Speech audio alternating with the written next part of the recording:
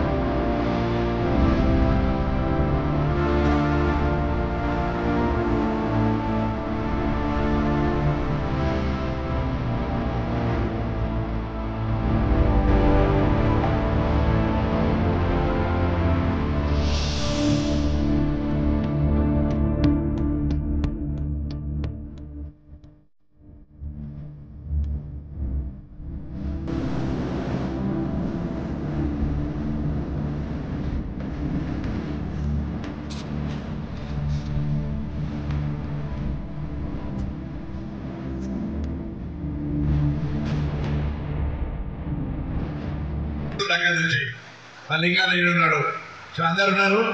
ఏది ఏమైనా ఎలా మన దేశానికి స్వాతంత్రం తీసుకొచ్చి దేశ ప్రజలందరితో జాతి పితగా గౌరవింపబడుకునేటువంటి మహాత్మా గాంధీ గారి విగ్రహాన్ని గతంలో ఉన్నటువంటి పెద్దలు బొప్పరాజు గారు 2వ తారీఖు 10వ నెల 1959లో ఇక్కడ ఏర్పాటు చేస్తే పెరుగుతున్న ఉస్నాబాద్కు అనుగుణంగా మారుతున్నటువంటి విధంలో స్థానిక మున్సిపల్ యొక్క పాలకవర్గ సహకారము, పట్టణ ప్రజలందరి సహకారంతో దీన్ని మార్పు చేయాలి.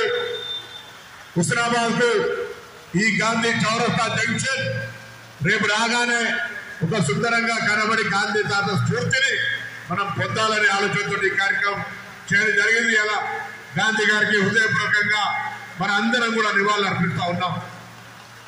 వాస్తవంగా కొత్తపల్లి హుస్నాబాద్ 4 లైన్ రోడ్డు కూడా ఇక్కడ దాకా రావాలి. ఇక్కడ నుంచి వస్తే 200 ఇళ్ళు పోతున్నాయని చాలా మంది ఇక్కడ దాకా పోతే ఎట్లా అని ఇబ్బంది పడే పరిస్థితులలో హాస్పిటల్ చౌరస్తా దాకా ఆపిన మరి ఏం చేయడం, మీరు అందరిగా ఇల్లు కూలగొట్టడానికి రోడ్డు నాకు ఇష్టం లేదు. అదేవిధంగా అంబేద్కర్ చౌరస్తా జంక్షన్ త్వరలోగా ఇంకా మళ్ళా కొన్ని కార్యక్రమాలు కూడా చేసి పద్ధతిలో మన ప్రాంతాన్ని అన్ని రంగాలు అభివృద్ధి చేసుకుందాం.